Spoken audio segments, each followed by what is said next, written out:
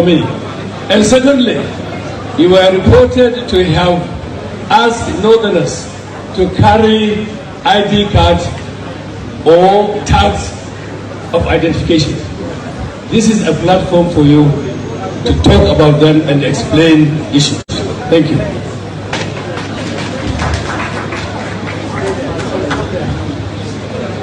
Sir, do you want to take all the questions or you want to answer all of them as they come? Let me answer them as they come, sir. I will remember. Thank you, sir. Thank you very much, Vice Chairman. Co-chairman, sorry. Co-chairman, I apologize. Let me, the co-chairman has a very valid question. And that question is important. Co-chairman, let me tell you, they've asked me this question. You know, the first person to ask me this question was Dr. Dati.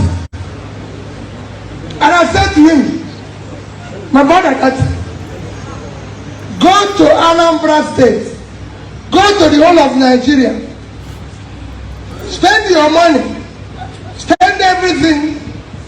If you see anybody who is carrying ID card and he said it's from the north while you live in Anambra State, or anybody who tell you this is here I might treated people from other parts of Nigeria while I was governor, come, I will stop campaigning. I will withdraw and go home. Number two, it's important that I take all this. When I was coming in here, when I came in here now, somebody told me, he said, Peter, your brother, my brother, the governor of Kaduna State, said that he came to my state and I detained him. Let me tell you, it's good when you answer, when these things happen, you clarify them. Number one, in my 8 years of being governor, only in the first 3 months did I have a commission. 3 months. And that because I met the person.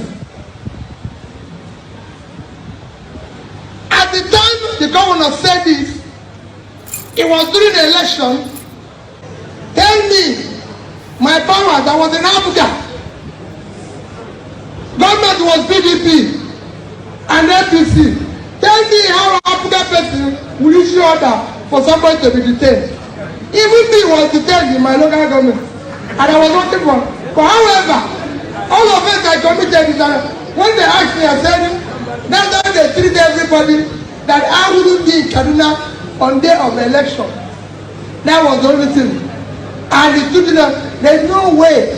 I cannot do that.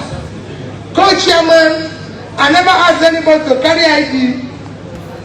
As governor of Anambra State, I have the best ADC in Nigeria, the best policeman. My ADC, Mohammed, is from Kano. He's the best policeman till today that I've ever met. He's from Kano. Who will I give the order? Will governor go and give order on himself? So how will I tell Mohammed, who lives in my house every day and close to his family, I get up and say, Mohammed, I want to deal with your people. And he will say that, call my ADC today, I'll give you his phone number. He's the best policeman, he's still a policeman, he's CSP now. And he will tell you.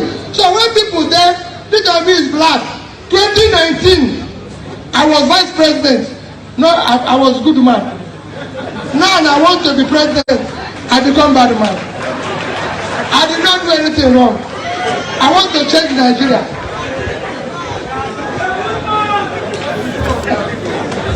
Land, yes. When I said I signed CFO, I didn't say I gave people land. Remember what I said? All those land that I signed are people who applied. I never one day said I gave A or B land. I bought land myself. I said, so I'm going to give you phone number of the leadership of Muslims in Anambra State. Ask them their relationship with Peter Obi. And they will tell you, if there's anything, I keep saying it, Unsa rice in Kano. I told that thing, and I told Sla. I said Unsa rice went to look for loan in 3 banks. They didn't give him. He came to us. I said we'll finance him. He's the biggest rice farmer. He's in Kano. And I discuss with him every day on the way forward on farming. And he knows my commitment to what I'm saying about the land here. So it has nothing to do anybody who is telling you this. Just like I told you, in 2019, I was a good man. The only offense I committed now is that I want to be president.